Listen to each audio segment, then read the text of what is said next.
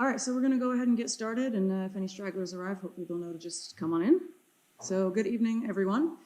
Welcome, and thank you for joining us. I'm Anna Nettleship. I'm the Managing Director of the King's Wargaming Network, and I'm pleased to introduce you to the network's second annual Keynote Lecture. Our Keynote Lecture series is held on the anniversary of the network's founding and features current and former Wargaming Network staff discussing their research in wargaming. The network builds on a rich history of wargaming activity and education here at King's to serve as a hub for the ever-increasing number of King's students, staff, and faculty researching and applying wargaming in their work. The network was founded in 2018 as an expression of intellectual humility in a new strategic era where complex modern problems such as deterrence, escalation, and unconventional combat have required new tools to analyze and counter. Our core mission is to advance wargaming as a method of inquiry and as a method for learning and teaching. Since our founding, we've developed and built upon an agenda of activities to support that core mission. We've convened an annual public lecture series featuring speakers presenting on important new contributions to assessment and adaptation in wargaming, wargaming contemporary security problems, wargaming non-warfare and cross-disciplinary subjects, and the theory and applications of wargaming. Our 2023-2024 public lecture series features speakers who have made important new contributions to naval wargaming, either as civilian or uniformed researchers and practitioners. Network staff have developed new research and analytic methodologies, including the Competitive Strategies Analytic Group Experiment, developed by Dr. Ivanka Barzashka and Jonathan Rich, a methodology that has gone on to be adapted for multiple applications in wargaming research and academic analysis.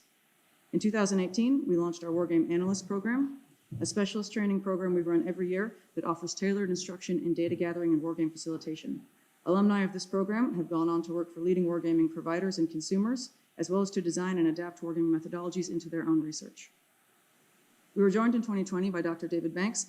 Our academic directors continued the history of wargaming education here at King's with the development of 2 MA modules, Wargaming Principles and Practice and Designing Wargaming for Education and Analysis. At the conclusion of our 2021-2022 agenda of activities, we founded the MA Wargaming Exposition Series, where graduates of these courses have the opportunity to showcase the completed wargames they've created to practitioners and academics. The network is also supporting multiple PhD candidates here at King's who are focusing their dissertation on aspects of wargaming or significantly incorporating wargaming into their research. In 2019, we launched the network's Wargaming Week, a series of events held at the end of the academic year that includes research wargames by King's staff and students, hosted wargames with external partners or organizations, such as RAND and Lawrence Livermore National Labs, academic and professional wargaming workshops, and panel events and expositions of current wargaming research taking place here at King's. In 2020, this was adapted into a remote international multi-day workshop featuring current wargaming inquiry into pandemic responses. And in 2023, we resumed the Wargaming Week on campus in partnership with NATO ACT. This year, we're proud to announce we will be continuing our partnership with NATO ACT to host our Wargaming Week from the 16th to the 19th of April, 2024, which will feature internally designed wargames, panels, and expositions of wargaming research and design workshops here at King's. This evening, I'm proud to introduce our academic director, Dr. David Banks, to give our second annual keynote lecture, Do Not Pass Go, Why Establishing the Foundations of Wargaming Matters. Dr. Banks is a wargaming lecturer at the War Studies Department at King's. He's designed a number of wargames for research and education and teaches 2 MA modules on wargaming methods and wargame design. His current wargaming research is focused on determining epistemological standards for evaluating wargames as a research method. This includes projects on the foundation of wargaming, how to link theory to design, and the role of subject matter experts in professional wargames. In addition to his wargaming research, Dr. Banks also studies diplomatic practice and international society, with a special emphasis on symbolic and rhetorical diplomacy. His current book manuscript researches the motivation for and political consequences of state violations of diplomatic practice. As we have pursued our core mission at the network to advance wargaming as a method of inquiry and as a method for learning and teaching, Dr. Banks has sought to fill existing gaps in the epistemological foundations of wargaming as a methodology and to investigate if and how it produces knowledge.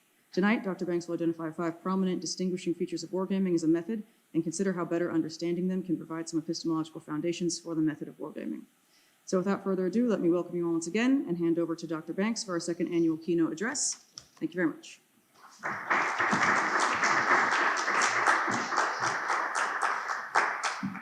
Hello, everybody. Good evening. Thank you for coming out on a not very nice Thursday evening. I appreciate your interest or your inability to catch a train home and decide to just stay in here. Today, as Anna said, I am giving a presentation based on research I have concluded, early stages of research that I hope will act as the template or foundation of a book that I intend to start work on next year. But this particular lecture is derived predominantly from a research article I have coming out with International Studies Review next March, which will be up on one of the slides as we go along. And it's about, as the name suggests, the importance of establishing the foundations, the epistemological foundations of wargaming, by which I mean, when I say epistemological, by which I mean the knowledge-producing foundations of wargaming, if and how we know wargames are producing knowledge, and how we can tell that that knowledge is useful and able to be comparatively evaluated. I have a quote here from Ludwig Wittgenstein, which sort of gets to two things that I think are interesting here. One is this famous quote from Ludwig Wittgenstein about philosophical commitments or beliefs that we have when we think about things. The first step is the one that altogether escapes notice. We often make moves intellectually in which we don't really think about our prior beliefs in any meaningful way. We accept those as given or uncomplicated or uncontroversial, and we just move from that position without questioning those initial positions. And I would claim that sometimes that's what we see in wargaming. If we don't see it consciously as a decision not to care, we see it as a sort of essential belief that it's too hard to understand what these foundations are. It's a fool's errand, and that there's no real value in doing so. The other reason I use Wittgenstein's quote is because many of you might know that Wittgenstein was famous for saying that games are something that cannot be defined. It's one of the very famous positions he held because of his theory of language games. And he said that games can't be defined. And what do you know? People later on were able to challenge that and define them. And so, in fact, even Wittgenstein himself just went ahead and made a claim and said, well, this is obvious, this can't be defined. And then later on, people beat him to it. And I guess the point I'm trying to make here is that we should be careful about judgments that we make and claims about whether or not something can or cannot be done. We should at least, I would say, consider how we might try to solve some of these questions. So what I'm going to do over the course of about 45 or 50 minutes, I don't want to belabor things, is talk a little bit about, based on the literature and current practice, how we understand wargaming working, and some of the problems and consequences of those particular practices and beliefs. The foundations of wargaming as it's currently understood in the academic literature and on the practitioner literature on this, and broadly speaking, we can identify two broad camps. And then an argument towards a way of maybe, a way of maybe identifying the epistemological foundations of wargaming by recognizing and highlighting its methodological machinery, a term I promise I will define, and using that as the starting off point to try to determine better if and how wargames might produce knowledge. So this is really a lecture about a research program and a call to research arms rather than a set of conclusions, because I'll just say this now before I forget, all of our work is ahead of us. This is a very exciting intellectual place to be. I find work on wargaming methodology to be really interesting, to my great surprise. I never thought I'd be a methodologist. Because so many of these questions are unanswered. And so what this is really, more than anything, is setting some of the questions and trying to encourage more work in those areas. So let's start by talking a little bit about how wargaming works. How do we understand when wargaming works? Well, there's a current set of ways we can identify how wargames are evaluated. Some of these are done implicitly or informally. Some are said explicitly, and in some cases I can give you citations if you're looking for them about who makes these kinds of claims as ways of evaluating games. One is participant satisfaction. Let's ask the people themselves whether they thought they learned something in terms of an educational way, or whether they discovered something analytically. Now, this here is a picture of participants in the King's NATO game that we designed for NATO at their most recent Wargaming week in 2023, just gone past, called At the Threshold. This was a multi-domain operational game about conflict between NATO and Russia in the sub-threshold domain over Finland. There was a number of games all running simultaneously together. Some people really enjoyed these games. Some people couldn't stand it and wished it would end. The point is, I'm not really sure these are the right people to ask this question to. Wargaming literacy is not especially high amongst most people. It itself, as a method, is a little bit confusing. And so we have to be very careful about asking participants. Furthermore, in my experience of using games in the classroom primarily, overwhelmingly, when people come into a game experience, they're negative.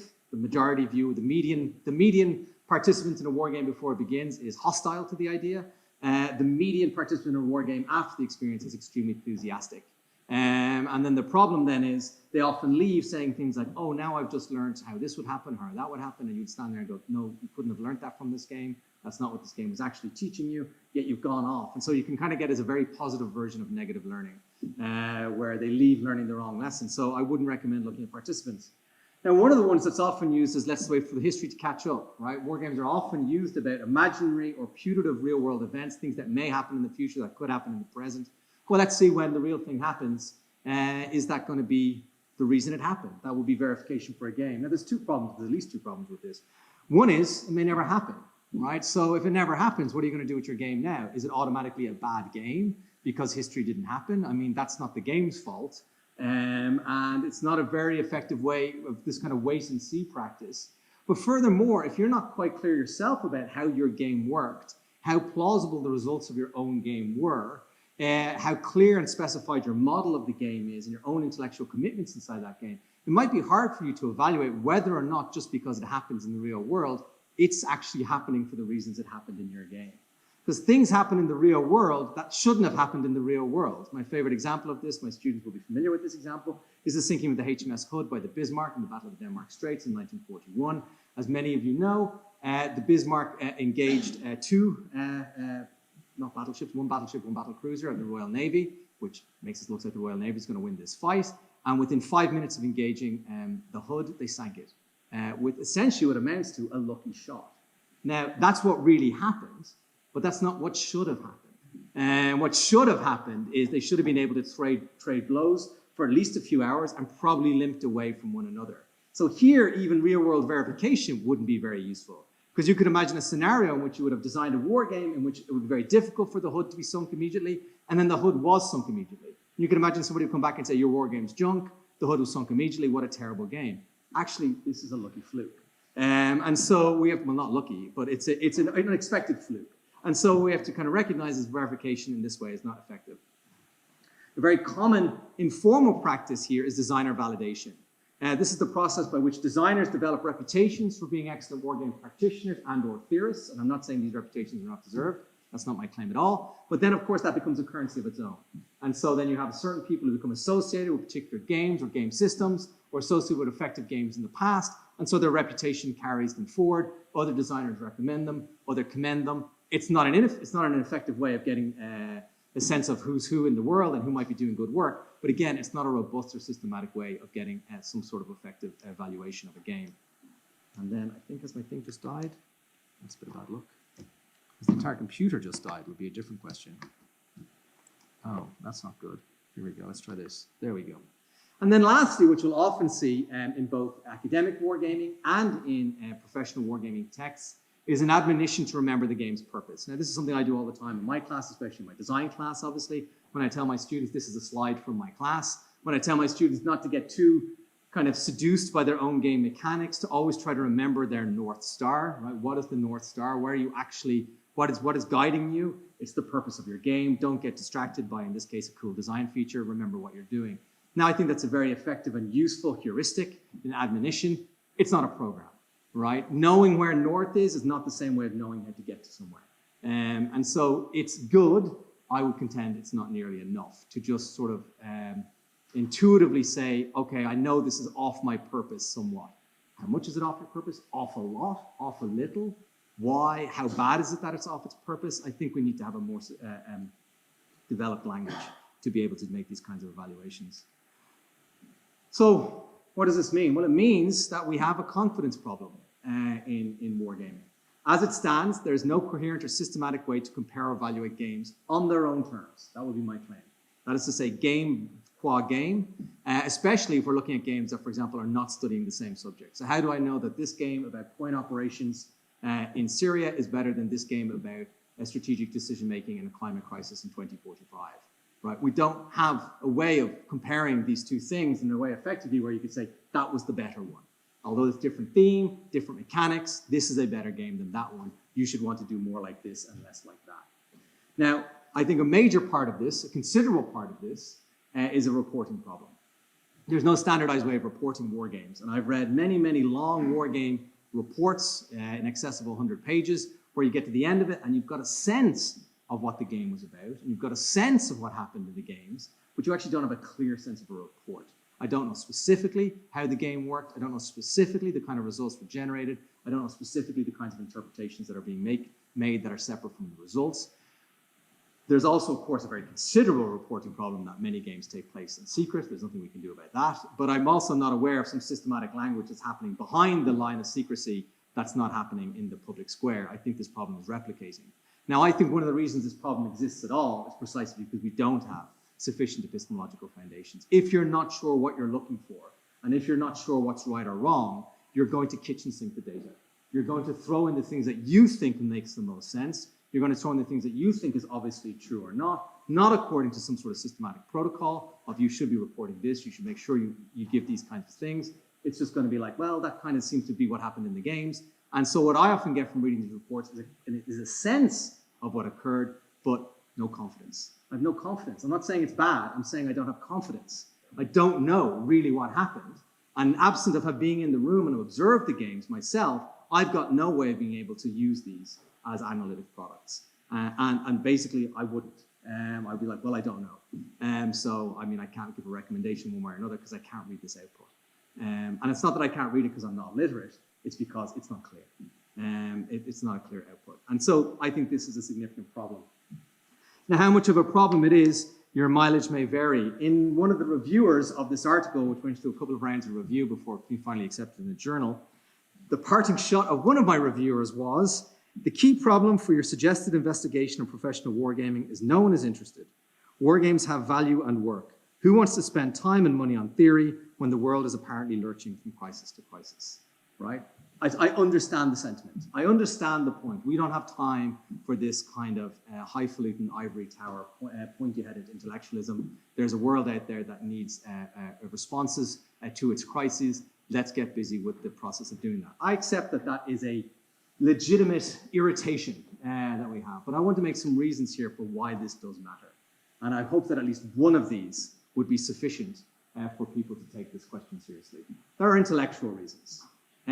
Whether you think it matters or not, and there's very good reasons that you might think it doesn't matter, it doesn't fly in the halls of academia. We have to be able to explain exactly how we or at least clearly well enough, according to established standards, how we did the research that we did, sufficiently well that reviewers can understand it and reach conclusions of their own as to its merits. This here is just a picture of the submission guidelines for the journal I recently published in, or this is going to be published in. There's a lot of specificity. There's a lot of it, you must do this. Now, some of it's just technical, you cannot exceed these words, but there's a set of expectations about what you need to do. And if you don't meet those expectations, the journals are likely to reject your work.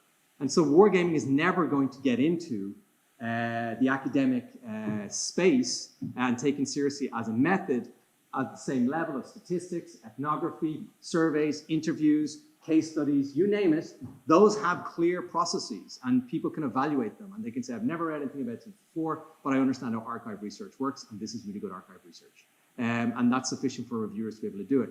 So it's always going to be kept out of the halls of academia. Now you might go, well, who cares? Well, at a very cynical level, academia exercises an important laundering function for any intellectual product, right? At a minimum, if academics can stand behind it and say, this is good research, that's valuable for people in the real world. They can say, hey, don't ask me, ask the boffins.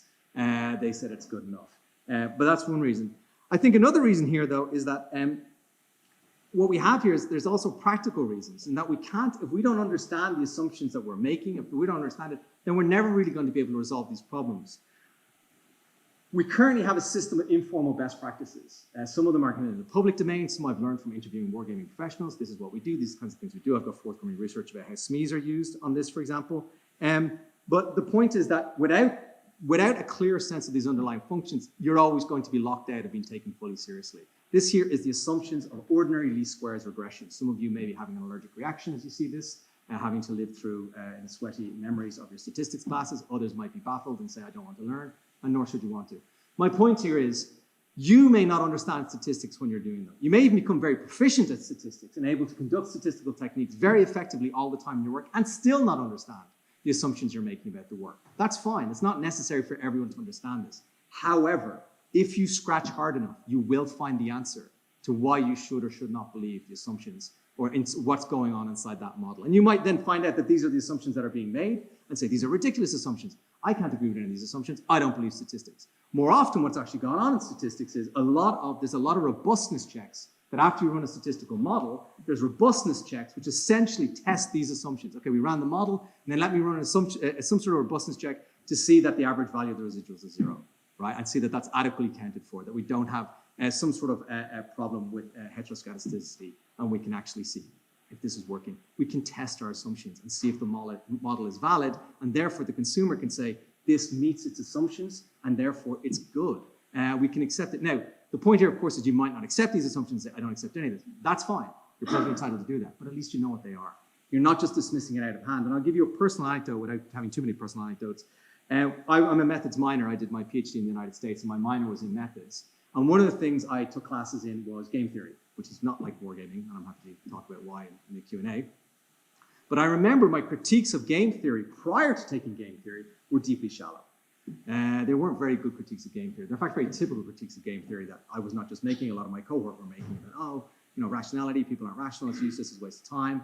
And then when I actually learned some game theory, you're like, oh, actually, those are kind of silly critiques. Like it doesn't matter that these things aren't true, that's not how this model works. But the other thing, I could see the limits of the method better. I could actually understand what I did really well, and I could also understand what I didn't do really well. And then be able to say with much more confidence, oh, now I know I'm not using game theory. It's not just because I struggle with it. It's also because I don't need it, because it can't answer the kinds of questions I want to ask. And I understand that now because I'm literate, not fluent, literate in the method, and that's sufficient. But it's not because I'm having to kind of work it out myself. Somebody can answer these questions. And I think it's useful to have this somebody. But a final reason, I think perhaps the most important reason, is there's very strong ethical reasons. It's not, if we don't understand what's being produced with these games, and we can't say with confidence, hey, you should trust these outputs beyond it feels right, or I had some other people look at it, or hey, I think that fits the things reasonably well. You could be giving people bad information, and they could be learning the wrong lessons from a game that's teaching them the wrong lessons because it's designed that way. And that is a real ethical problem. We know, and I think wargamers are right in saying very often, hey, we do the games and then the media reports it the way they want to report it, and it's not our fault. But I think the reality is that, politicians, leaders, people in important decision-making places are playing these kinds of games more. This is people from the US House of Congress playing CNAS's Taiwan game in 2023. They're leaving the room saying, that's what I learned from this game. This game told me. I observed games being played by senior politicians where they left the room saying just those kinds of things. I've learned from this game that China would do this. I've learned from this game the United States would do this. These are decision makers. And I watched the game and said, you can't learn that from this game. But you thought you did. And I think part of the problem is if we can't understand well enough how what kind of lessons a game is producing, what kind of knowledge it's producing on the practitioner side, then it's going to be harder for us to be able to say to the clients, hey, just FYI, this game is not delivering what you think it's delivering. Because we ourselves are not clear about what's going on. I think that is perhaps the most pressing and significant one. We may be designing games and we still don't know if you're actually teaching the lessons we want them to teach. So, what do we do about this? Well, this is not a new point. I'm not making a new point here. I'm just trying to clarify the state of play because this is a debate that has gone on. I mean, debate with a very small d, right? This is not a huge literature. This is not thousands of scholars exchanging fire. This is, dozens of scholars exchanging fire. But in so much as they exchange fire, we can identify two broad responses to the epistemological challenge of wargaming. One is and this is normally framed as the art versus science debate. One side we have the artists. Now the artists here, essentially, broadly speaking, broad brushstrokes, this is representative of professional wargamers. Most professional wargamers either self-identify as artists of wargaming or explicitly say wargaming is an art. And here, this is the urtext of wargaming. If you're going to start reading about wargaming, whatever your position, artist or scientist, you should read this one first. It is the foundational canonical text that is used in all wargaming professionally and academically. It's very good. I don't agree with Peter Perla on a lot of stuff. It doesn't mean it's not a very good book. It's a very good book. And it really lays out, I think, very effectively the artist's position on a lot of this sort of stuff. But the artist's position, in some ways, I'm going to have to summarize here, and I'm simplifying. All models are simplifications. And this is a model of the artist's view, is that essentially what artists do is they emphasize the narrative and immersive side of wargaming. They kind of frequently talk about the kind of story living experience of wargaming, how you kind of internalize lessons, how you experience things, and you learn from this, you gain insights. You'll hear the word insight. Like insights are used a lot. They're often very resistant to the concept of rigor. They very explicitly say you cannot apply rigor to this method. This is not rigorous, stop trying to do it. And they're very skeptical of comparative criticism. They're basically like, you can't compare these things. These are apples and oranges. these are all unique, bespoke designs. They're not going to be able to be compared with each other, and this is a waste of time. Now, I think there's a number of problems with this position. Firstly, I think they're responding to a narrow conception of science. In wargaming, professional wargaming, as I understand the contours of the terrain of that world, science is usually associated with operations research, which is usually associated with a highly quantified kind of statistical form of analysis. That's not what all science is, but I think that's the kind of science that professional wargamers are coming up against. So when they're arguing against the rigor of science, what they're actually doing is they're arguing against the rigor of a particular form or expression of a particular scientific philosophy, some form of neo-positivism or verificationism, right? So I think the fight's not as narrow as they think. That would be one part. The other part, I've said this point before, is that art's not immune from criticism. We have a rich and textured and layered and sophisticated language of art criticism across all the arts: cinema, theater, literature, poetry. So there's no get out of jail free card there. If you want to make the artist's claim and say this is an art, I would say at a minimum then, you're obliged to engage with those literatures, the literatures and artistic criticism. We kind of know that some movies are better than others and some books are better than others. We're able to do this. We're able to compare James Joyce's Ulysses with Dan Brown's various books and come up with some idea that I think one of these is worth more. Obviously Dan Brown. No, I don't think that. But my final point here as well is that despite this sort of thing of saying, hey, we're artists, not scientists, you'll also see them making analytic claims. This game generated the following insights. We learned from this. The results show. That's the language of science. I'm sorry, you can't have it both ways. You can't say this is an art, not a science, and then make analytic claims. And so there's a danger here in that is that we're basically, they're leaving the question unanswered. Now, the scientist's response to this is really associated here, I'm going to say, with the academics. Academics here have been entering this space in the last 10 odd years, maybe a little bit longer, primarily from the discipline of international relations, which itself is a subdiscipline of political science. Why are the IR scholars getting into this? I think primarily because our subject matter is conflict focused inherently. It's typically about some form of who gets what, where, and why, some sort of power, some sort of distributional problems, fighting, conflict. So I think it's a kind of a natural fit. It's obvious to me that the IR people got here first and not, for example, maybe the sociologists. So how has that response been? And so, of course, the IR people here are reflecting the particular proclivities of the science of political science, which is its own set of commitments, which vary in different ways. And so how have they responded as they've seen this kind of epistemological challenge that wargaming is presented? Well, one response has been to ignore it. Is to essentially say, that's not my problem. That's somebody else's problem.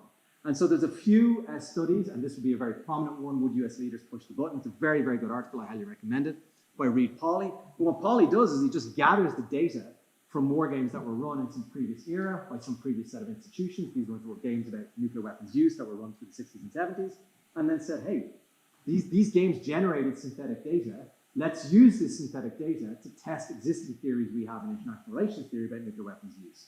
So he essentially treats it as an unproblematic data set. Somebody else did these games. Here's what happened in these games. That's good enough for me. Let's go. Let's go ahead and use this. There's another piece by John Emery, which does a similar thing about nuclear weapons use. So it's just using somebody else's data from these games, ignoring any epistemological issues and saying, look, we recognize we're not quite sure how this works, but in so much as they generated some synthetic data, let's use that synthetic data. Another approach of this is the approach that I did. This is a project, you can see my name up here, along with Benjamin Jensen, a project on cyber operations and conflict that we did for the Center for Long-Term Cybersecurity, to imitate. This is how I came into analytic wargaming. And I was approached by Ben to ask to participate in this project. We each designed a game and used these games as the basis of an analytic report about the use of cyber weapons in conflicts. What did I do? Well, I read Peter Perlow, right? I read Phil Sid, I read the people on Professional War. I said, how do I build a game? What do I do here? I have a hobby interest in gaming. I've taught them in class, but how do I do this properly? I imitated what the professionals were saying. I just did what they said. I said, look, I'm sure they know what the epistemology of this is. It's not for me to sort this out. If it's good enough for them, it's good enough for me. Let's go. I didn't really question the epistemology. I couldn't understand it. It seemed confusing to me, but I expected that somebody had solved these questions somewhere, in the same way that my stats textbook, if I dig deeply enough, somebody has the answer to the question of these 6 OLS assumptions. However, it's for some IR scholars, I think for good reason, that's not good enough. They need to feel that they're more confident about what they're doing. And so what they've done here is they've leaned on the logic of experimentalism. They've leaned on an existing set of scientific commitments that are familiar to themselves and familiar to the wider community. Now, this is not a criticism, this is actually a compliment. Because this is the only one of the three, and remember, I'm in group 2, all right? So, let's put everyone in their right box. They're the only one of the three that actually said, I need to have epistemological standards from the get-go. I can't just sort of say, hey, this is how it works, let's go. I've got to know, how am I producing knowledge? And so what they've done here is they've relied on the logic of experimentalism. Now, the logic of experimentalism, as I'm sure most of us know, is the very basic idea that you try to make an experiment in which you control for all factors of variance, of all factors of interest, except for the factor that you're interested in. So you want to figure out, does water cause plants to grow if you water them more? Well, what you want to do is you want to get the exact same seeds, you want to put them in the exact same size pot, you want to put them with the exact same soil and the same amount of it, you want to put them in a greenhouse with the exact same temperature. You want to control for every possible confounding variable or anything that could be distorting your results. Just the water, let's see do the seeds grow. This is a very respectable and effective mode of scientific inquiry. We shouldn't criticize this. This is where your pharmaceuticals come from. This is how we test drugs, right? This is how we do it. It's this method. Control for as much as possible, just the factor of interest. Let's go from there. Here's two prominent real-world IR examples of this. Here on the left is a game run by the Project on Nuclear Gaming, a game called Signal, which had both digital and paper copies of this game, in which they created it represents an abstract place, but it represents a real type of set of issues about nuclear weapons use and threats made with nuclear weapons and nuclear deterrence. And the game, as you can see here, is highly rigid, right? That is to say, everything is written down, the rules are all extremely clear and precise, suitable for digitization, essentially extremely effective for netting out every single individual data point. And then, of course, being able to create large, massive decision trees so you can capture every part of variance. You may or may not know if you're doing, every time you add a variable into a study like this, you've got to add cases. So the more variables you have, the more cases you have. Signal was run over 500 times. Here on the right, Hacking Nuclear Stability. This is an article that just came out in an international organization, which is, in my estimation, the premier journal in international relations of all. It's certainly in the top 3. This just came out in this quarter, and it's a game called Hacking Nuclear Stability, in which they, the authors have the players play 4 different scenarios, which vary on whether or not the participants have access to different kinds of nuclear ISR capabilities, which essentially either make them weaker or make them stronger against their opponent in the nuclear domain. Now, the problem with this is it requires a highly rigid design system, very, very rigid. Right? The games have to be very, very rigid because if you're using the logic of experimentalism, well, then I've got to have every single data point nice and crisp and tidy. We can't have sort of, oh, this kind of happened, but that sort of happened. This happened definitely, this happened definitely. It becomes extremely prohibitive. The games are massive. We're talking hundreds of iterations. It's beyond the realm of most academics. You know, if an academic can get a £5,000 grant, they're carried on their shoulders down the hall by their colleagues. We're looking at games here that had $1 million grants in excess of $1 million to be able to run these effectively. It's just not an effective way for academics to go forward. But that's an argument there about pragmatics. That's not an argument about philosophy. I think here the other problem is these games don't look like games. They don't look like games the way professional wargamers play them. And they don't look like the kinds of games that we know from history have been effective. We're not quite sure why they've been effective, but there's famous shibboleths, and I'm happy to talk about some of them in the Q&A, of games that were effective, that worked in identifying some sort of analytic problem, in discovering some sort of thing. They didn't look like this. They looked like the professional people's games, right? They looked like those other kinds of games. So there's clearly something going on in the professional games that does work sometimes, but we're not sure how it works. This move here, in order to kind of protect the results, it kind of kills the game. Hacking Nuclear Stability here is a very good example. This is a one-term game in which the players get to make one move and then kind of estimate what they think the consequences of that decision would be. Game ends. That's not really a very gamey game compared to some of the other games we can talk about. Right? There's not a huge amount of choices, not a huge amount of options. It makes sense through the logic of experimentalism. It's very thin. Right? And so now we have a problem here is that in order to save the results, we kill the game. Or, you know, we harm the game, might be a fair estimation of what I'm saying. Because I want to be very clear, I think the work is excellent. I just think that it's getting a little bit far away from gaming in order to fix the problem of epistemology. Now, the funny thing about this, maybe it's not that funny, but the interesting thing, again, maybe it's not that interesting, an observation about this, is the more I've thought about this and wrote about this, the more I realized actually that despite what appears to be a very clear set of disagreements between the scientists and the artists, they actually have some kind of very fundamental areas of agreement that took me a while to discover and then to appreciate. One of them is that they essentially engage in what's known as syntactic explanation. So when we think about how scientific or explanation works in general, we can identify different forms of explanation. Pragmatic explanation, we do it because it's useful. Semantic explanation, we make something sensible in a new way. Syntactic explanation, it's right because you did it the right way. Right? We know it's right because you did it the way you're supposed to do it.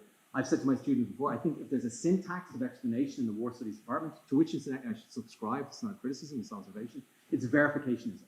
How do I know that your dissertation is good enough? Well, you had a clearly articulated argument, in theory. You had you had data that was properly sourced. You mapped your theory to the data well. You showed how it explained the outcome, and you also showed how it explained the outcome better than one or two prominent alternatives. That's it. That's the syntax. Do it like that, you will get your PhD. Don't do it like that. Get ready for people going, I don't think this is right. Why didn't you do that? Where's the evidence? Right? It's a syntactic explanation. We know it's right because you did it the right way. Historians, I went to the archives. I learned 4 languages. If you don't learn 4 languages, or 2 languages, or 1 language, and go to the archives, you will not get your history PhD. It doesn't matter how good your evidence is. You have to do it the way we do it. So they're both syntactic. It's just their syntax is different. The syntax of professionals is, how did you build the game? And if you read a lot of these books, like Peter Pearl and Phil Sabin, they talk about epistemology. It's there. I'm not saying they don't talk about it. They talk about purpose. They talk about fitting the game to where your goal, all that sort of stuff. They do talk about it. That's not what I'm saying. It's that where they get really kind of complex and get into the weeds, is they get into the weeds and they talk about, here's how you build it. Let's go building. Let's build the game. And I'm going to walk you through what you need to have. Here's the pieces you need to have to make your game work. That's their syntax. The syntax of academics is, trust me, right? Trust me. I did it the way you told me to do it. You said give you crisp, clear results. This has to be precise. The appendix for hacking nuclear stability is longer than the article. It walks you through every single survey that was sent out, every question, every move. It's all there. It's all there. You should believe me. It's there. But the emphasis then is on the production of the knowledge. And because we don't have a worked out epistemology at the moment, I think quite understandably the default has been to refer back to existing practices and ways we have of netting out experimental data, which is experimentalism. And so they are both syntactic in the way they think about this problem. I think if you do it the right way, it'll kind of solve itself. But there's the other thing they do, which I also find quite surprising, is they rely on other methods to solve the problem. They go, well, okay, if you're not sure, then okay, you're going to put it into some sort of cycle of research. We're going to have it validated out an actual field exercise. Or let's see what the analysts say. Let's see how it compares to the operational analysis that was done. Or the academics who say, we also did some case studies, or we surveyed experts. But my kind of criticism here is you're still outsourcing the problem, right? Instead of sort of saying, hey, you should trust my game because it works for these reasons, you say, hey, you should trust my game because it works for their reasons, right? Like the analysts looked at it and they also agreed. Or, when I looked at case studies, that said I was right. That's not giving me a reason to believe your method. It's giving you a reason to accept that your method appears to align with some other methods, but still what's going on inside your method is a bit of a black box. I still don't understand why your game is right without you referencing these other methods. So there's 2 problems here, which have different levels of seriousness depending on how much this sort of stuff keeps you awake at night. One of them is, this means the problem's not going to resolve itself. The more it becomes a syntactic problem, hey, just keep doing it the right way and it'll solve itself, the more it stays unresolved because no one's really trying to think about, well, what is it about wargaming that produces knowledge? In one case, you're like, who cares? It's not an issue we need to worry about, or it's unresolvable. The other side say, I don't know how wargaming produces knowledge, but I know how to produce knowledge. So I'm going to make it produce knowledge the way I know how to produce knowledge, and then the wargame kind of recedes a bit into the background as the kind of key design factor here. The other problem here is it's going to lead to divergence between the groups. The more this continues, the more the 2 versions of gaming will become unrecognizable to one another, and the more they'll keep talking across purposes. And in so much as we might want to have some sort of exchange of ideas and collaboration and innovation and moving the ball forward, they're singing right past one another because they're basically saying, you've got to do it this way. If you don't do it this way, it's not going to work. So what is a way that we can possibly get out of this conundrum? Not the way, a way. Because as I said, all the questions are waiting to be answered. And I constantly say to my students, anything I think now, I may think completely different for 2 to 3 years because this is a moving intellectual target. And my own ideas about this are constantly in flux. But here's where I stand today. Firstly, we need to reaffirm our scientific commitments. Now, a commitment to scientific rigor is not a commitment to quantification. It is not. I've done methods. I perfectly accept the way it works. I never use statistics in my own research beyond descriptive statistics because I don't agree with the way it's bending reality.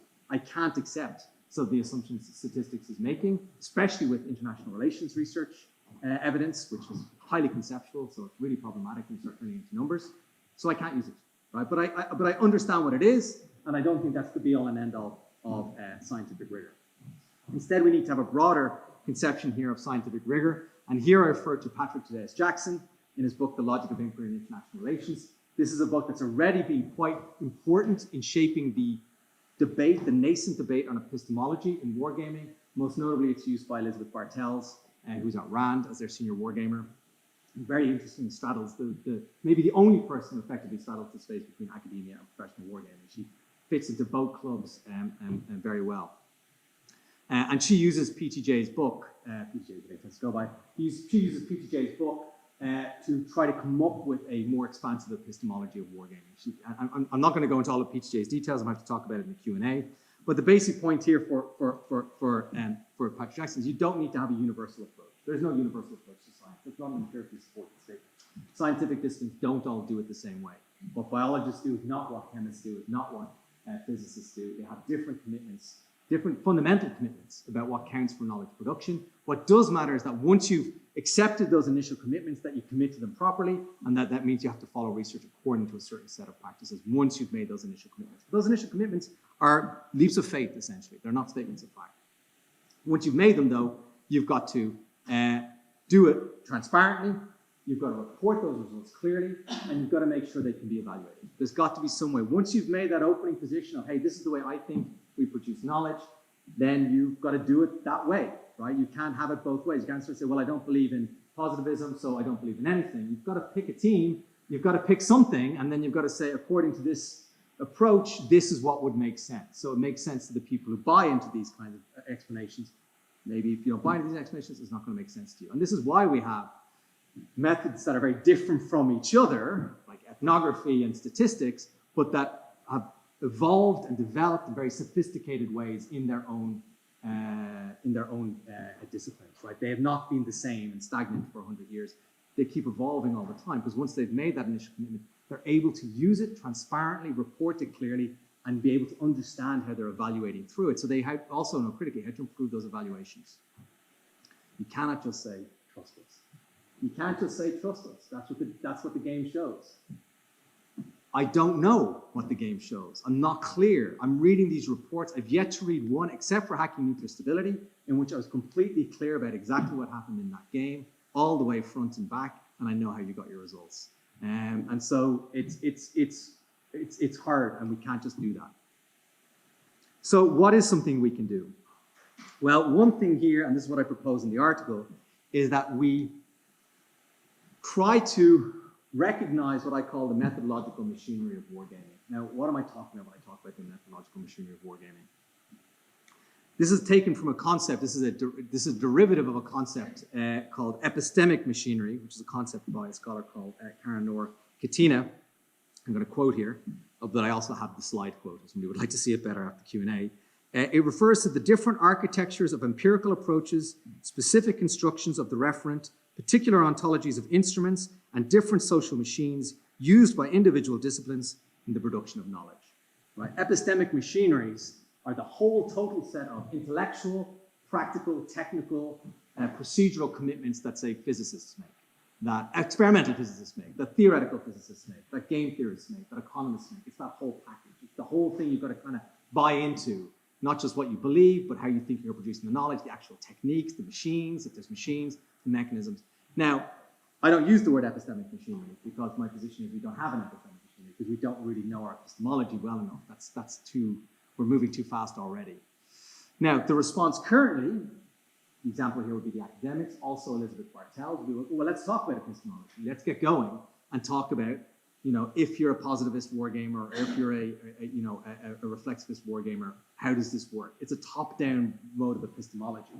Now, I think the danger of this approach is, and we've already seen it with the experimentalists, is that in a hurry to fix the method to the epistemology, the method is the thing that gets pruned away, right? You're fixing it. I already know it's got to be like this. Now conform you have to fit my shape, and then I'll know you were the right game. But on doing it, you might turn it less and less into something that we recognize and consider a game, and instead we're just turning it into a glorified experiment or a form of case study analysis, which is kind of using synthetic data, whatever it is, right? It's fitting something else's frame.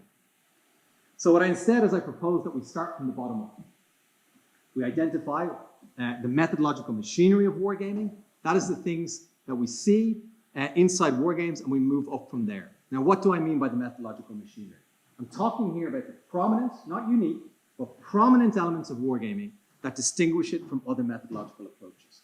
What is it about a wargame that is actually quite distinct from a case study, that is distinct from a game theoretic model, that is distinct, or not distinct, but like noticeably different at a minimum, in some cases genuinely distinct, but noticeably different from a lot of these other methods, and start from these on their own and consider if and how they produce knowledge.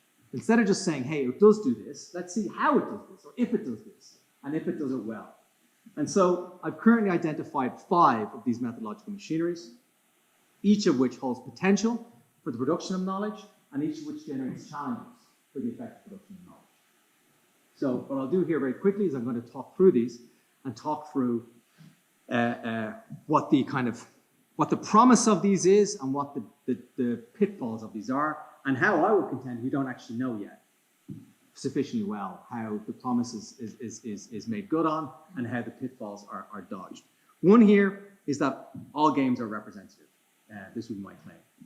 Is that all games are referring to real or potentially real events. Now, the events might be empirical events, what would happen if China invaded Taiwan. They might be abstract conceptual events, how does deterrence work? But they're a reference to some sort of real type of dynamic, or a reference to some sort of real actual event. So they represent something else. They're a form essentially of modeling. Now, the value of this that's always put forward, to which incidentally I should say, I'm a believer, right? I'm trying to find my faith, is that this gives us more external validity in an analytic game. Let's make it like the thing it is, as much as like the thing it is, and then people will behave like the thing that they're supposed to be. We're not just going to carry some random thing. I want to understand what happens in crisis escalation. Let's make a game about escalation, and let's get all the dynamics of escalation in, and let's see what happens, right? It's going to be this like laboratory where we can sort of test these things out. I want to know what's going to happen in an invasion. That's theological, right? It's this representativeness is its strength, not its weakness. Game theoretic models are purely abstract, right? They're very, very far away from reality, and then they get a frame put around them. Case studies are the real thing. This is somewhere in between, right? Somewhere in between those things. The downside is, how do we know you're representing it the right way? How do we know that your representation is a good fit? You can't just sort of say, well, we know this is what happened at the time, so we put all this stuff in the order of battle, and we made sure these are the 3 countries, and here we go. Right? That's descriptive, right? That's not a justification for your representation. That's just telling me what's in your representation. So we know that this is what they are. We don't know how I know one representational component is better. We also don't necessarily know what happens when, for example, we give players a board. We have a lot of intuitive knowledge on this, absolutely. But like, what happens when the board ends at this point, right? People can't play beyond a certain space. What happens when you don't represent certain things on the board? This here's a game, Iran's Hegemony, which is a game, a semi-professional game you could buy commercially, about how the US hedges against the threats of particular actors, North Korea, Iran, China, and Russia. It's a very particular idea of what politics is and who matters and who's going to make decisions and what kind of decisions they're making. There's a lot of stuff and bias and belief baked into this, which is kind of implicit, right? It's kind of common sense. Yeah, well, of course. But like, it's better to be more precise about this. And if you're not, it could be generating all sorts of bias outcomes or outputs, ways of playing that you haven't taken seriously. In fact, I should note that when I pointed out the Signal game, Andrew Reddy, who's one of the lead designers of that game, intentionally made it orange, green, and purple, whatever the colors are, of random countries. Because if you made it Russia and America, people played a particular way. In fact, even if you made it blue and red, people thought, well, I know blue means, the West, and red means the West's enemies. So you have to they're trying to take out everything that would confound. And in fact, one of the problems they recognize is that people were still kind of seeing Europe, right? They kind of saw Eurasia in that top bit and kind of saw America in the free-floating country anyway. So that's one feature. They're representative. That's not a unique, it's a very prominent feature. We need to understand better how to do that properly, how to make sure that your representation is capturing the essential parts of your game, subject to the purpose of your game as you've stated it, and how it's not folding in the wrong stuff, how you can defend that design in a much more fundamental way. The second part of this is that they have consequence-based decision-making.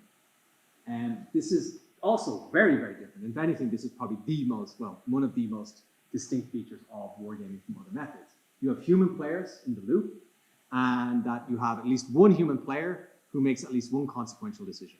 I think, more advanced games, most typically professional games, you have a number of human players, and you have a number of turns. But that's the key idea, is they make a move, and then they live with the choices that are made. Now, why is this a valuable or interesting feature of the way wargames produce knowledge?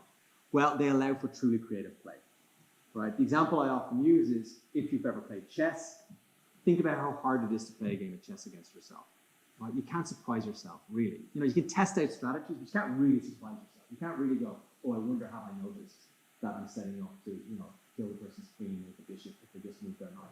You have noticed, it's your idea.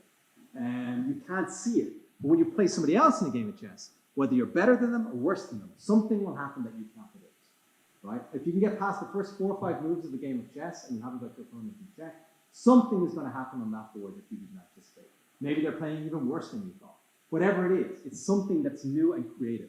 This is considered one of the great values of wargaming. It's the possibility of genuinely creative play, which can generate new kinds of knowledge that nobody anticipated going into the game. Nor the players, the designers, the facilitators. Nobody knew this was going to happen, and it happened. That's very valuable.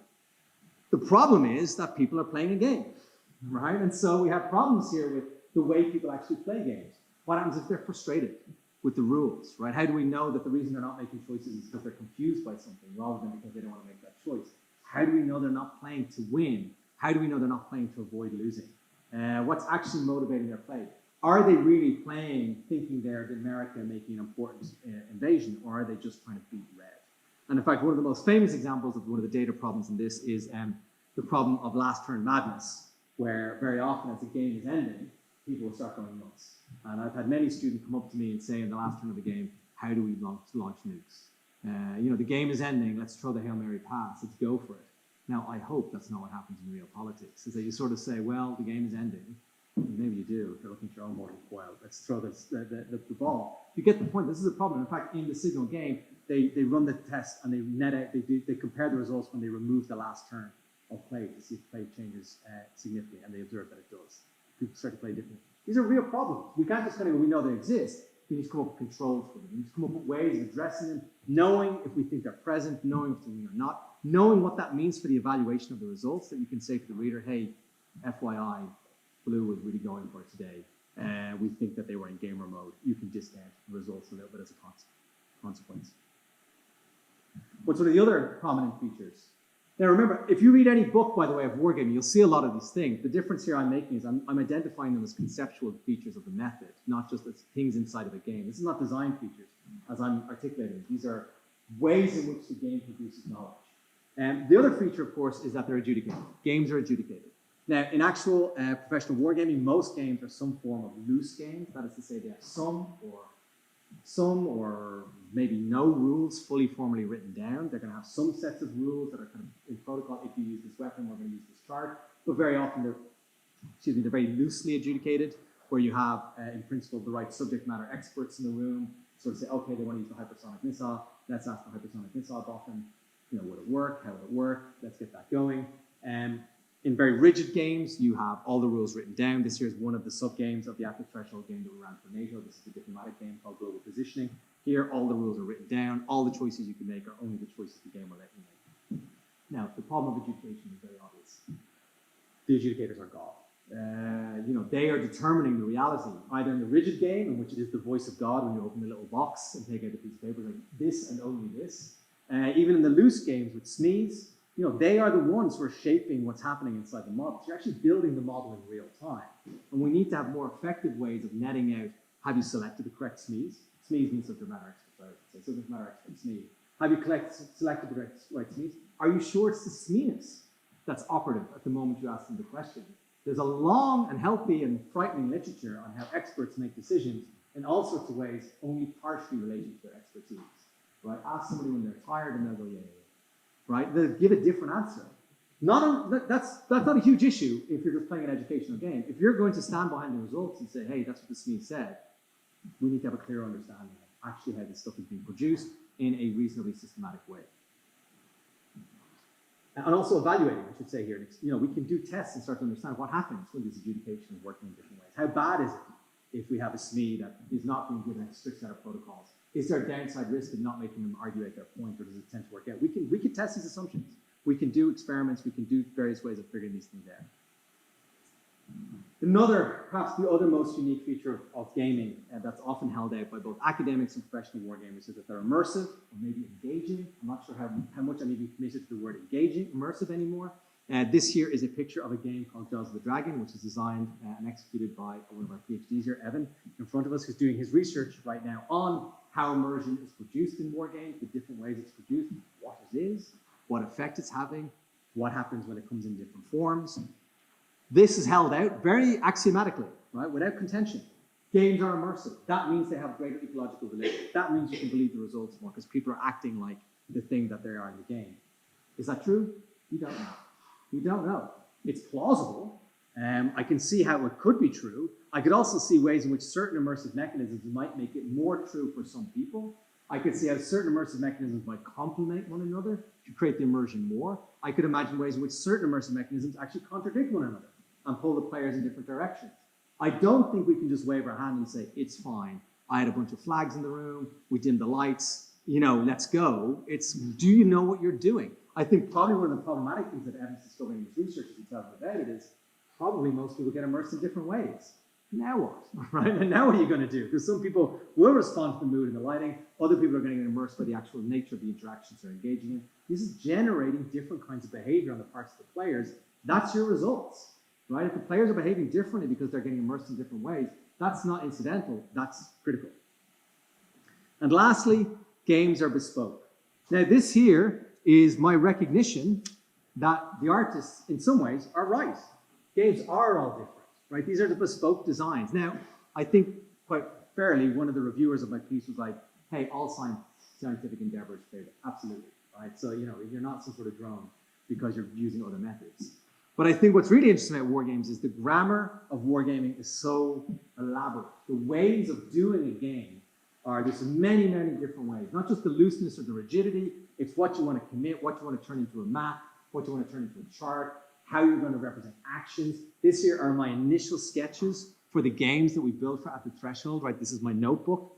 This actually, I showed you that global positioning game earlier. That's it there, right, in its first form. They're all different than each other, right? They're all, now, many of them, as is many the case with most wargame designers, they're magpie thief designs, just robbing blindly and, you know, unapologetically from other designs. There is a lot of real difference here in the games. That does generate a comparative problem.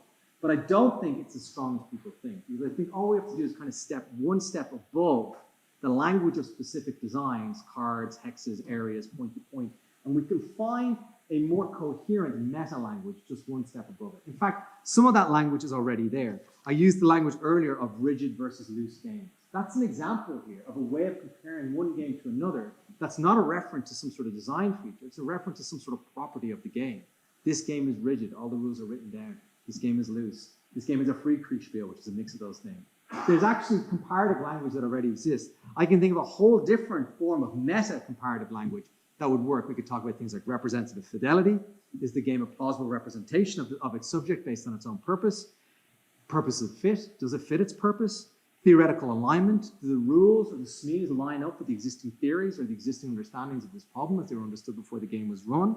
How does the game engage its players?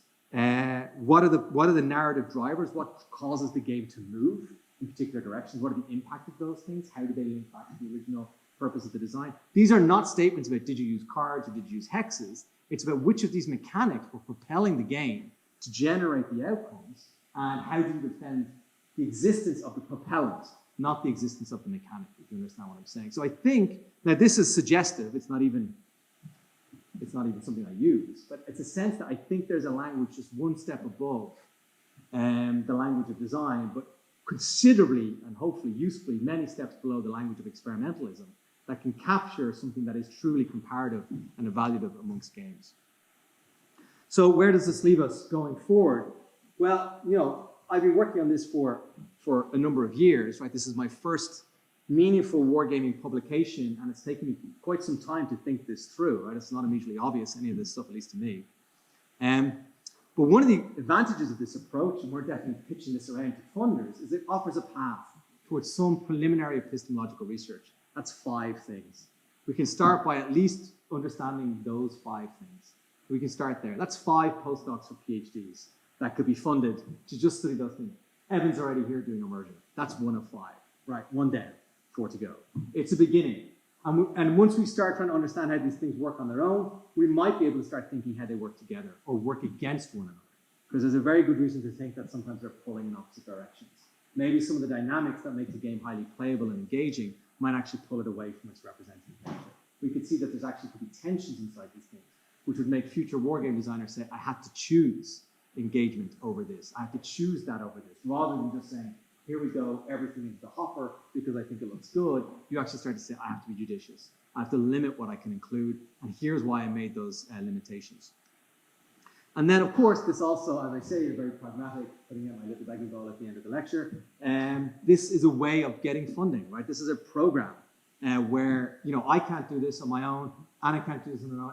None of us can do this on our own. This is a program for other researchers to be able to say, well, I think I can handle one of these things.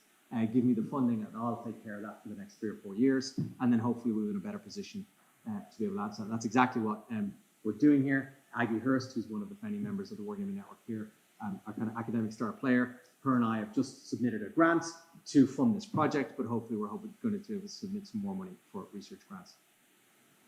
If you'd like to know more before we turn to the Q&A, that's the article. It's not out yet. It's not even in pre-publication yet, but I was promised by the editors it's forthcoming in March. So you can look out for it. International Studies Review, where it comes out. That's its much more tedious academic title. And this is various places you can contact me or the Wargaming Network more widely. But we still have 25 minutes for some Q&A. So I hope people would like to do so. All right, thank you, David, so much for that talk.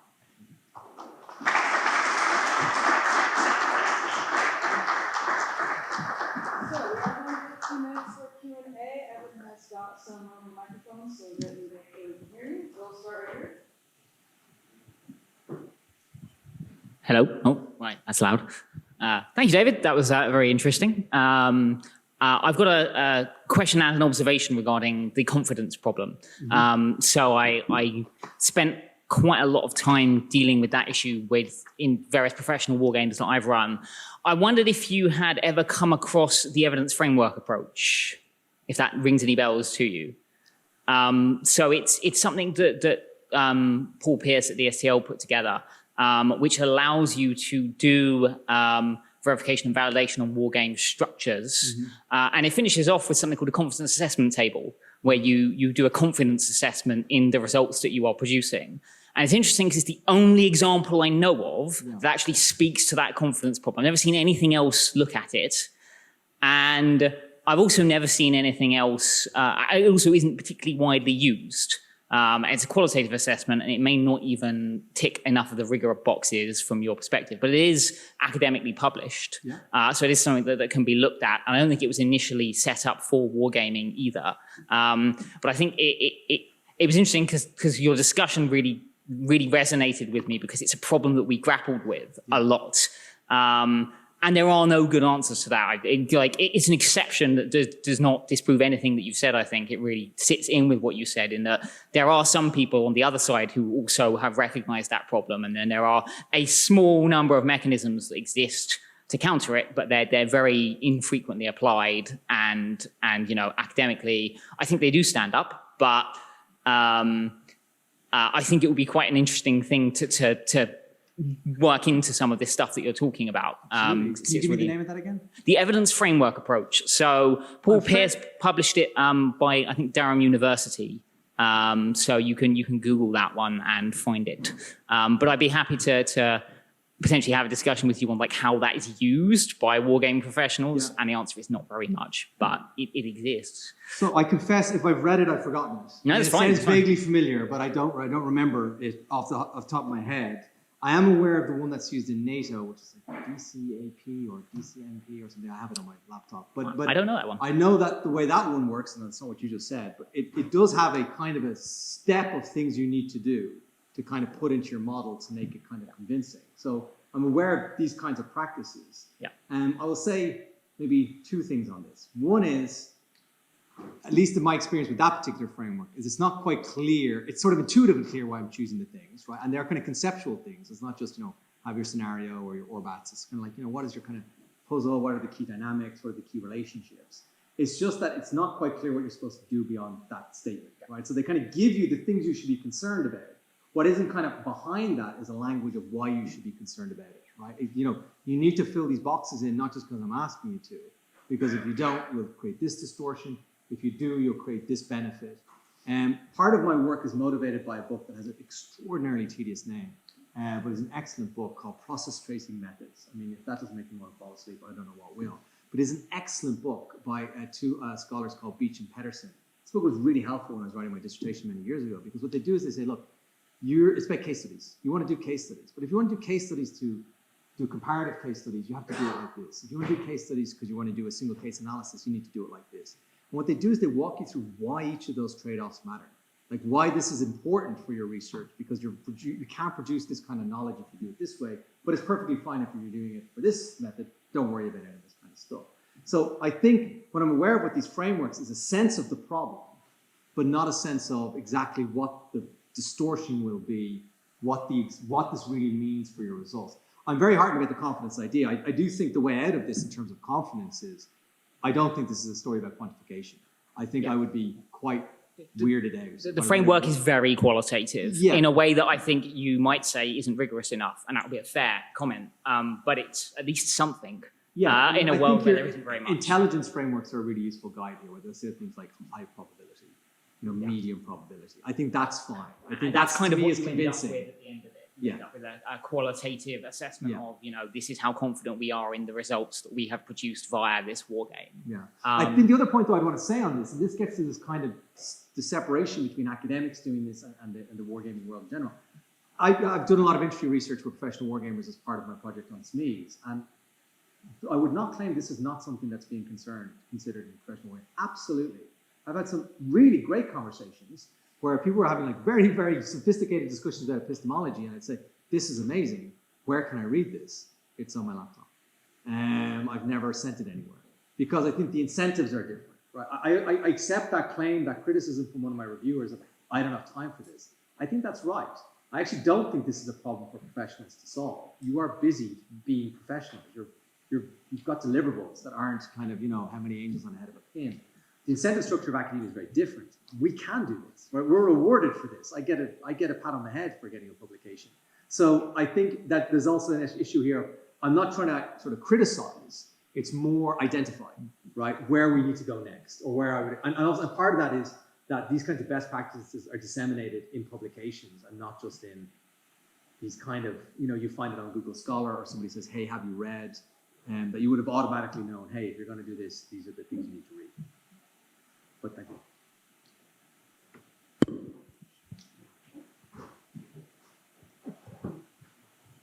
Thanks for a fascinating talk on an area that I think is very relevant, not only in wargaming, but in the broader field of games generally. You mentioned, talking about approaches to criticism, that there's a rich and layered language of criticism across all of the arts. And yet games, which is an 8,000-year-old field, does not have that vocabulary of criticism. Why do you think that is? Well, I mean, I think the language of criticism is there in commercial games, right? You can watch really sophisticated. I mean, I shut up and sit down is a website I go to frequently, and they'll give you a good review of a game. I think the difference is their core evaluative metric is this fun, right? I think people who are familiar with wargaming literature will know that this is the kind of big distinction: educational, analytic, fun. And the get out of jail free card for fun games is always, well, it's fun, right? Hey, this isn't realistic, it's fun. Hey, there's too many rules, that's our definition of fun. They're always able to get out that way, which I think is perfectly acceptable. I say as a hobby wargamer, I don't need this to be real, I need this to be fun. Fun might be 50 pages of rules, but that's still fun. So I think there's a bit of a language of game analysis in that way, but I guess the point I'm trying to get at here is that I don't think even in the kind of commercial gaming world, we have a language of like kind of quality. Right, that just because this game sold 100 copies or 1,000 copies is it good or bad, and whereas we do have that, I think, with literature, and we do have that with. I think in particular here, I think there's probably a lot to be gained for gaming for taking stuff out of dramaturgy, and especially on the concept of things like immersion, because I often make the analogy that gaming, board gaming, and professional wargaming by extension is to theatre what video games is to cinema. In that there's a huge requirement when you participate in an analog game of any kind for you to bring a lot of the reality to the game. Right? You have to turn these pieces into something more meaningful than themselves. In a movie or in a video game, it's all given to you. It's like, here we go, Call of Duty, take it or leave it. But in a board game, you've got to be there and participate in the creation of that experience. And so I think there's probably a lot to be learned from the art of dramaturgy in effective criticism, because that's exactly, I mean, I've always said the worst play in the world is worse than the worst movie in the world, but the best play in the world is better than the best movie in the world, right? Like when a play lands, it'll land better than a movie ever will, but when you can't stop seeing the exit sign and recognizing people eating boiled sweets, it's intolerable. And I think there's probably a lot to learn from that. Thank you.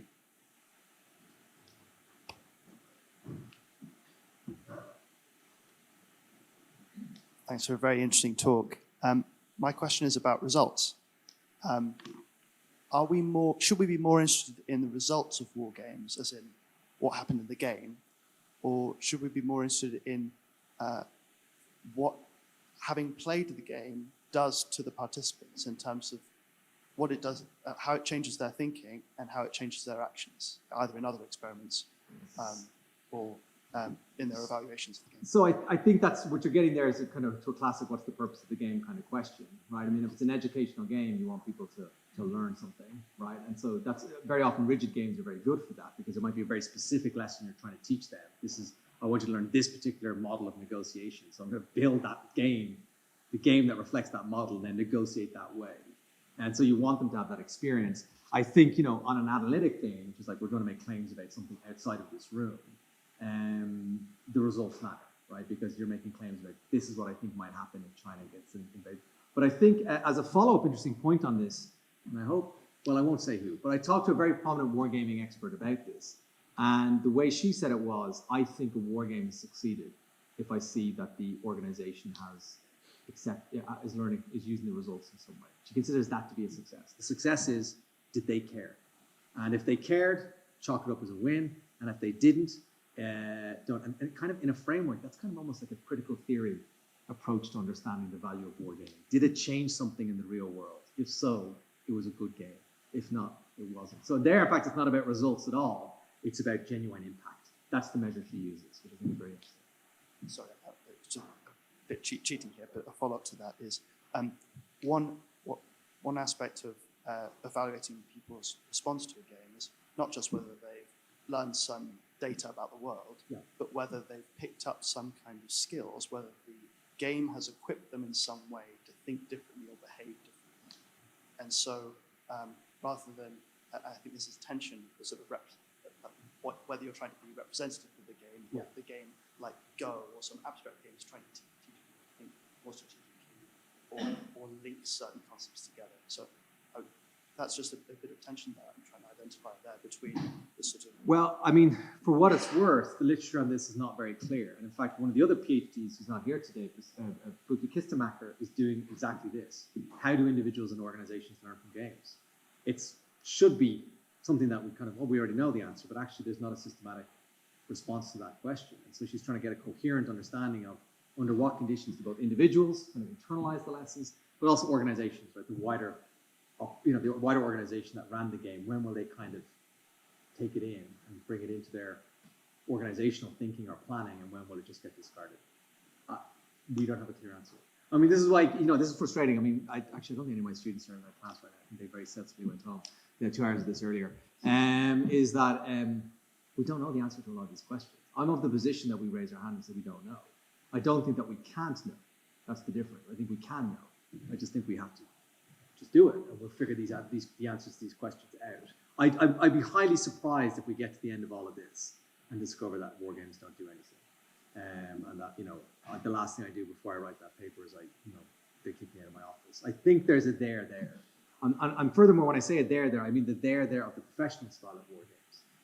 That representative, the adjudication. I'm trying to focus in on those things that we do see in the real practice.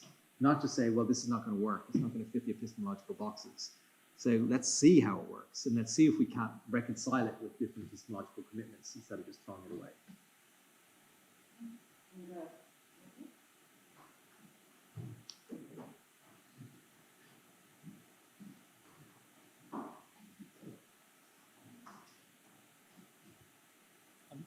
Thank you for that. It's really interesting. I had a question about sort of scientific rigor in a non-quantitative way. What do you think about reproducibility in wargames? Like, I think that occurs to me as a way that science sort of non-quantitatively compares sort of studies and how rigorous they might be. Do you think that can apply to wargames? Yeah, I think so, absolutely. I mean, I don't think you can necessarily reproduce the same, you can't guarantee, if it was a game that had, say, multiple turns and multiple players, well, you can't guarantee you'll get the same results in the game. I think what you should be able to do is you should be able to have access to the game materials. And in fact, the Hoover Institute at Stanford is building this archive right now of just, send us your games and we will keep them in a database and people can access them so that I could at least, for example, do what we might consider a playthrough. Okay, you said this happened in your game. Let me take out all the pieces and let me kind of walk through and see if I can replicate those results. You said they rolled a 5, I'll roll a 5 here. To make sure that so in that sense, it should be reproducible, in the sense that I should have access to the game, I should have access to the materials that are associated with the game, so that if I wanted to, I could take it out and say, okay, I can see how this worked. Current practices, again, this is largely because it's not really an academic discipline, it's professional discipline. Quite understandably, sponsors are going to be like, I'm not paying £1 million for a game and then just having it out on the market for my competitor to take, and we paid for it, it's ours. I get that, but I think the problem with that is that we don't know, right? It turns into trust me, and you're like, I want to trust you, I think there's a there, but there's not enough in this report for me to trust you, so I actually have to just go, and that's frustrating.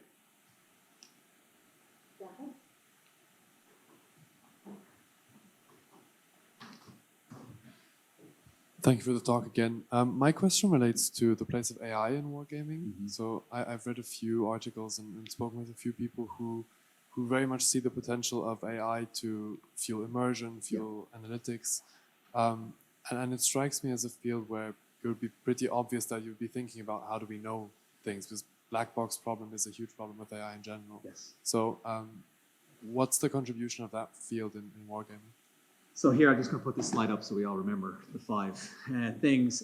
It's really good. And if you're not already aware of it, there's a report by the Turing Institute, CETAS, C-E-T-A-S, I can't remember what that stands for. But it's associated with the Turing Institute, and they've done a really excellent report on AI and wargaming that came out over the summer, in which they interviewed a lot of professional wargamers and academics in wargaming and AI experts to kind of get a sense of what's going on right now and kind of what would happen if we started to integrate AI. I think the place for most professional wargamers, and certainly where I would be from an epistemological position, is I think it would be great for helping with things like data analysis, right? I mean, I could see a way in which if you had a sophisticated microphone rig and cameras and stuff in a room, the AI could be helping say, hey, you need to zero in on this moment of the game, or there's something really interesting happened here. I think where I think the AI is probably going to be less useful is in almost any of the other 4 things. And precisely for the reason you said, which is why did you do what you did? Now, we know that the AI can talk to us in a language we understand, right? AI is a program to communicate with us so that we understand them. But the problem is that's not how they're actually thinking. So when you ask the AI, hey AI, how did you think that up? They'll go, well, how do I say this to a human? And then they'll give you your answer. They don't actually say, this is how I did it. And to me, that is an immediate, as you say, a black box problem. It's a transparency problem. So now I don't know. So this is why I think you can't have AI as players. I think there's a space for AI as adjudicators. I think the best space for AI adjudicators is that if you knew ahead of time that you really should have adjudicators, SMEs on climate security and refugees and whatever it is, and you don't have them on the day, and you know ahead of time, and this gets to the idea that you have a clear idea of your representation going in, I should have them, I don't have them, then I think you could lean a bit on the AI. So we don't have it, we ask the robot, what would happen? Recognizing, that's better than asking nobody, but that should be flagged very clearly in the report. This adjudication was made by an AI. It offered this justification, and in some sense, we should, discount this piece. I mean, this is part of the idea of representing. One of the models I have in my head about netting out data is that very often war games, I think I have a slide for this somewhere in these appendices, is that they're often kind of presented as take it or leave it. We ran the game, we did it 26 times, 8 times this happened, 7 times that happened, 5 times this happened. This is what happened in the times when it worked. Take it or leave it. There's a lot of stuff going on in a game, And I'd much rather be in a place where you could see distinct moments or outputs inside the game. This was adjudicated this way, that was adjudicated this way, this decision worked like this, SME said this is highly unlikely, but we let it happen anyway. And you could almost see like a chart of all of these things and then kind of look at it and go, well, these bits of the game are not very good. But this bit here, this little moment here of a bunch of decisions, all of this from this initial condition, which the initial condition, how it got to it was, we're not sure. But after that, all of this works. This me said, yeah, that would happen, this would happen. And you can net out that bit of data. Because one of the problems with an all or nothing approach is it's not really the way other methods work. Right? Statistics never says, here's my model, I explained everything or not. In fact, they very consciously say, this model explains a certain amount of the variance, right? And if you're scoring like a 0.4, i.e. you counted for 40% of the variance that explains the outcome, that's considered a win. So, statisticians are very happy to say, hey, it's very noisy. Here's some of the stuff we could get out. Furthermore, most of these variables didn't do anything. Like, they're all just bust. But here's 3 that seem to have significance. The wargaming equivalent of that would be, here's a big load of stuff that happened in a game.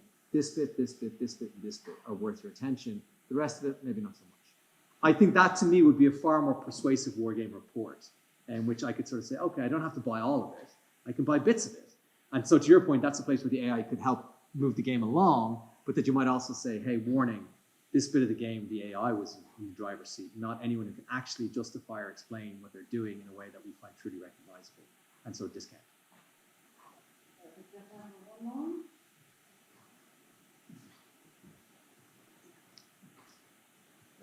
Thanks for the talk today. I've just got a quick question jumping off the points of hobby wargamers. I'm wondering if there's anything which we can learn from people who enjoy complex rule systems yet play games for, say, escapism, which may be different from people who do professional wargaming or people who are being introduced to it who might have a preconceived narrative or are maybe put off by complex game systems yet are based in whimsical hobby games. For example, I'm thinking of Root off the top of my head. So let me say, I think there is a place for this in some ways. I mean, there's a number of ways. The most obvious way is, as far as I can see it, and please correct me if I'm wrong, the professional wargaming discipline is about 10 years behind the commercial wargaming space in terms of design. The design innovation is mostly in the commercial sector, and then something is introduced there as a mechanism, like point-to-point or card-driven games or whatever it is, and then people in the professional world, many of whom are hobby wargamers, including me, go, oh, that's awesome. I'll totally put that into my next game, right? So that's one way there's a conduit, a very clear conduit, is that the innovative design, quad design grammar is, it's in the market, right? That's, the market decides, we love these cards, let's have more of them, and they get refined and improved. But I think on your other point here about the complexity of rules, let me say 2 things. One is, I'm a big believer that more complexity does not equal more fidelity. It just means more complexity. I've used this analogy before, but I'll use it again. A World War II game with a 5-page rule book and a World War II game with a 60-page rule book have more in common with each other than they have with World War II, right? Add 100 pages to the rule book. They still have more in common with each other than they have with World War II. World War II is highly complicated, and 50 pages of rules is not going to do it. So you're already cutting. So all games are about what they left out, not what they put in. So no amount of a big rule book makes that useful. But however, let me say the following. This is Peter Perla's observation, with which I instinctively agree. We still have to actually establish this, but I think he's right. All games have 2 tensions they have to resolve: representation, playability. Now, representation is the thing you want to model, and you might want to model something very complicated. However, the more complicated that gets, the less playable it becomes. And if it loses playability, that's not just a bummer for the players, it's screwing up your results. They're no longer playing like somebody who's able to play the game, they're playing as somebody who's frustrated, confused, doesn't understand their choices, angry, bored, whatever it is they're doing. Those are not what you're looking for. You're looking for somebody who's like, I'm thinking about my choices, I'm deciding not to invade from the coast because I'm deciding not to invade, not because I don't understand any of the invasion rules and I'm not getting into it. So there's a place here for professional wargame players, because I think that's where we can reconcile this. You want to have a highly complicated model, you need people who can, you're going to present them with a 40-page rule and say, no problem, I'll read it over the weekend, let's get going on Monday. That would be a useful place for a kind of a part of a professional cadre of people whose job it is to play the games, because they're not intimidated by many moving parts. And so you're not stuck with oversimplifying. Because the other way of doing this, which is the way we did it, for example, for the NATO game last year, is you've got to kind of make mega games where everyone does a little bit, which is simple for them, and then somebody else is doing something that's kind of simple over there. And together that's creating an emergent game that's much more complicated. But that generates all sorts of problems and trade-offs of its own. So I do think there's a space here for kind of a literacy in game playing, or even a fluency in game playing, separate from being a game designer, separate from being a researcher, right? I mean, if we think about the professionalizing of wargaming, this could be something you have. I know of somebody in the United States, John Compton, I mean, he writes about this publicly, this is what he does, right? He develops rigid games, and then he has the same players play it over and over again. He's trying to identify winning strategies. And the best way to identify the winning strategies is have people play the game and understand it. So first few games, like, I don't understand this game, I don't know what I'm doing. By game 10, they figured out the first wave of effective strategies, then they figured out the counters. You know, you're getting something here from that experience and ability to play that I think is useful. So I do actually think there's a space here for the kind of 50-pager players, but it's not in that they have a better insight necessarily into why the game is good or bad. The reason I play a 50-page game of rulebook is because I think that's fun. That's the real reason. And my definition of fun is, I like it when it's got all these moving parts and complicated procedures. But you know, I might say, that's more realistic. But it's more, I like all of that. I want to make all of these choices. I don't want to just have something simple. But anyway, hopefully my point there is clear. All right, well, unfortunately, we're out of time, but we do have a joint session planned in the meeting, which is this right here on the board, so you can head straight over there. If you'd like to join us, ask us any more questions, or deliver any further comments, thoughts, or feedback. But thank you for joining. Thank you, Dr. Banks, for the lecture. Thank you.